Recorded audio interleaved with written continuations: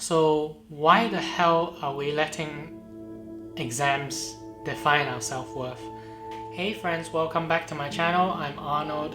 If you're new here, I'm an actuarial analyst currently working in the UK. Right now is the exam season and I'm sure many of you are in the same boat as me, studying long hours and barely have any time to take care of your other needs and taking care of yourself, be it mental and physical health. Recently, I've been feeling a lot of emotions around the actuarial qualification, thinking whether I've made the right decision going into actuarial science.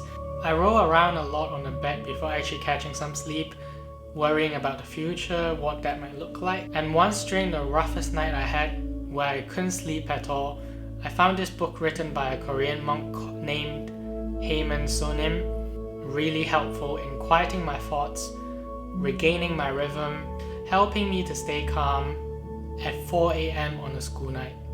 The book is called The Things You Can See Only When You Slow Down. It is divided into 8 chapters covering rest, mindfulness, passion, relationship, love, life, the future, and spirituality. What I really love about this book is just how accessible and how easy it is to read it. In each chapter, there are short proses around the topic.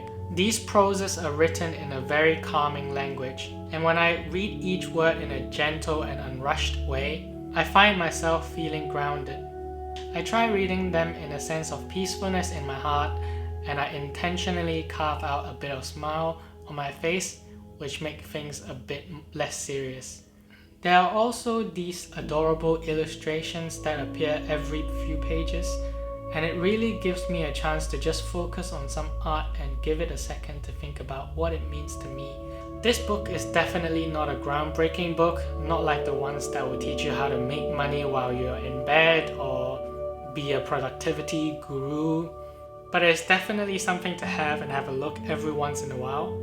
Sometimes when I just need to quiet my mind and calm myself down, I just pick a chapter that is most closely related to my worries at the moment, and I just read a few paragraphs. I take 10 to 15 minutes time to just read over the proses, and it just calms me down. I treat it as a coffee table book, something that you're not supposed to put 2 hours into reading it, but it's very accessible and in a prime location, so you can just grab it and drink your coffee with it. Sometimes we just have to remind ourselves that life is not just about the exams. When we look at social media or go on YouTube nowadays, all we see is 2-hour study with me, 3-hour study with me, and heck, I even saw a 15-hour study with me once. And it can often make us feel like if we're not studying that much, then we're inadequate or there's something wrong with us. It is really helpful to extract ourselves from the worries that we're in, to be an outside observer, looking inwards, looking introspectively.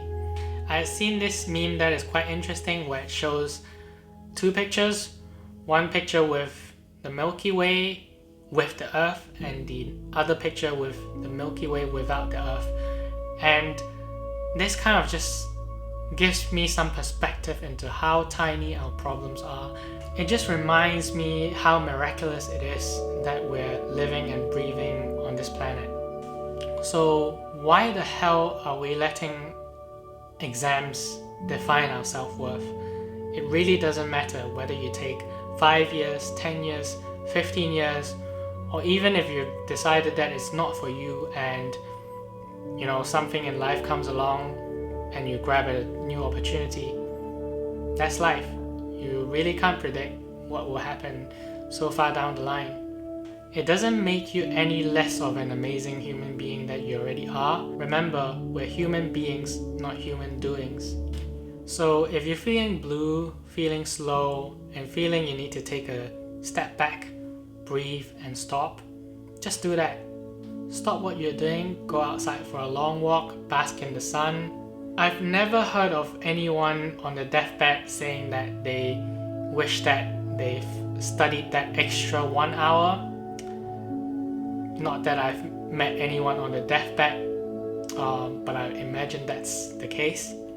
I'll leave it at that with today's video. Please make sure you take care of yourself. I'm always up for a chat on my socials and my details are on the screen. I've also started a weekly newsletter where I share more thoughts like this, but in a more articulate and written way. So I'll see you there. If you like this video, please consider giving me a thumbs up and a subscribe so that we can befriend the almighty algorithm. Stay safe and I'll see you next week. Peace.